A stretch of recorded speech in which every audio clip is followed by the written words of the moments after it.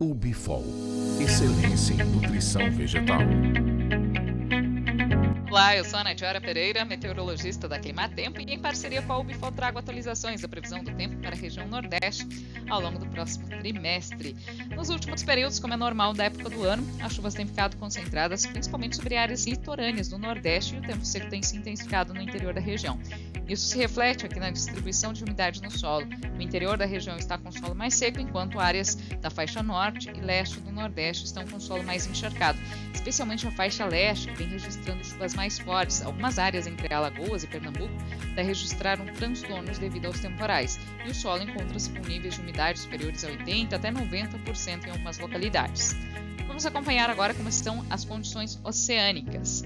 Terminamos aí um período prolongado de atuação da Laninha, fenômeno que normalmente intensifica os sistemas meteorológicos e aumenta a chuva sobre o interior nordestino.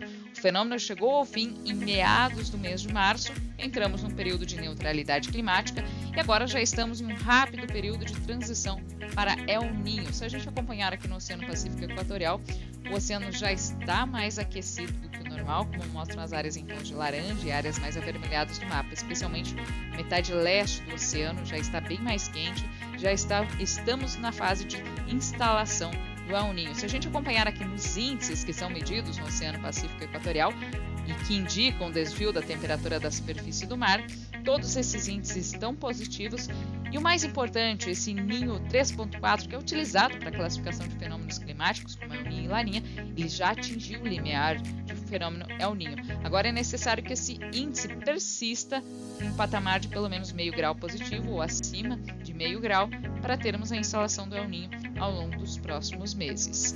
Na previsão probabilística de eventos climáticos, a gente pode acompanhar aqui pelas barras em vermelho que indicam a probabilidade de ocorrência de El Niño, que a partir deste trimestre, maio, junho e julho, a probabilidade para a instalação do El Niño é superior a 80%. E no segundo semestre, a gente observa aqui que a probabilidade ultrapassa 90% para a persistência do fenômeno entre a primavera e o verão de 2023-2024 aqui no hemisfério sul. E tudo indica que esse El Niño deve chegar a forte intensidade e os seus impactos devem ser mais sentidos na próxima estação chuvosa sobre o interior nordestino. Então, o El Niño normalmente reduz a chuva sobre o Nordeste, traz um risco maior para a estiagem. Então é muito importante monitorarmos as atualizações ao longo dos próximos meses. Vamos acompanhar agora como fica a distribuição das chuvas ao longo do próximo trimestre. Para o mês de junho, um mês que costuma ser muito seco no interior nordestino, costuma ter chuvas moderadas na faixa norte, mas a chuva já reduz de volume nesta área, e na faixa leste costuma chover mais, como mostra esse primeiro mapa que representa a climatologia, o que é normal chover para o mês de junho. No segundo mapa, a gente pode acompanhar a previsão de anomalia de precipitação, o desvio da precipitação previsto para o mês de junho. E a gente acompanha que nas áreas onde costuma chover mais, a expectativa é para irregularidade, volumes abaixo da média. Então, a estação chuvosa deve ser mais irregular na faixa leste do Nordeste. Apesar de termos registrado chuvas fortes nesses últimos períodos em algumas áreas, a tendência é que a chuva comece a reduzir. Não vai faltar chuva, vai chover, como é normal da época do ano, mas essa chuva não deve ser tão volumosa. Então, o risco para temporais diminui um pouco ao longo dos próximos meses e algumas áreas podem enfrentar irregularidade maior. Então, especialmente áreas produtoras de frutas, áreas produtoras de cana-de-açúcar podem ter uma irregularidade maior na faixa leste do Nordeste. Enquanto o interior da região deve continuar com a condição dentro da normalidade, não tem previsão para grandes desvios de precipitação, ou seja, expectativa de tempo seco, que é comum para a época do ano. Para o mês de julho, a gente observa uma condição muito similar. Julho costuma ser ainda mais seco sobre o interior nordestino. Nessas áreas aqui em tons de branco, costuma nem chover durante esse mês. Grande parte da região deve registrar uma condição dentro da normalidade.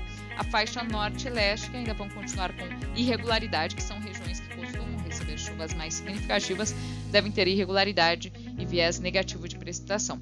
Algumas áreas aqui do centro, sul da Bahia podem ter alguns episódios de chuva que podem superar a média, mas isso não significa muita chuva. Para essas áreas que costumam ser mais secas, um episódio de chuva pode ser suficiente para superar a média normal do mês de julho. E agosto, que também é um mês muito seco, especialmente nessa área em branco do mapa, que onde costuma nem chover, né? Ou chove muito pouco ou nem chove no mês de agosto. Então, a gente espera aí uma condição dentro da normalidade para grande parte do Nordeste. Na faixa leste, onde costuma chover de forma moderada, a expectativa é para irregularidade, volumes abaixo da média, e algumas áreas pontuais aqui do oeste da região Nordeste, especialmente oeste da Bahia, sul do Piauí, sul do Maranhão, regiões que costumam chover muito pouco, eventualmente podem ter um episódio de chuva, por isso que há um sinal de desvio positivo de precipitação. Não significa muita chuva, apenas um episódio pode ser suficiente para superar essa média, porque é uma área que tem uma média muito baixa. Agora, quanto às temperaturas, o que chama mais atenção é a expectativa de calor bastante intenso para o interior nordestino. Além da irregularidade da chuva, o fenômeno El Niño é um fenômeno quente e que ele traz um aquecimento para a atmosfera. Então, a tendência para os próximos meses é que as temperaturas fiquem acima da média, especialmente na segunda metade de 2023. Mas a gente vai acompanhar aí que o inverno aqui no hemisfério sul promete ser mais quente em grande parte do interior do Brasil, inclusive no interior nordestino. As mínimas devem sofrer uma oscilação, principalmente nas áreas mais frias da Bahia, nas regiões de Chapada, mas durante as tardes o calor é que deve ser o destaque. Aqui no mês de julho a gente acompanha que o friozinho aumenta um pouco no sul da Bahia, a gente deve ter uma oscilação maior, temperaturas que podem chegar de 12 a 15 graus durante as madrugadas, algumas localidades mais frias podem registrar até temperaturas por volta de 12 ou até ligeiramente mais baixas, mas principalmente as áreas de Chapada. A tendência é que as temperaturas máximas se elevem cada vez mais, interior nordestino muito quente, especialmente Piauí e Maranhão. E o mês de agosto ainda mais quente, tanto as mínimas quanto máximas ficam mais elevadas, a área de frio diminui e a gente observa aqui calor mais intenso e abrangente sobre o interior nordestino. Esses são os destaques de hoje para a região Nordeste. Eu volto no próximo mês com novas atualizações.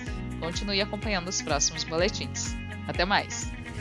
UbiFol, excelência em nutrição vegetal.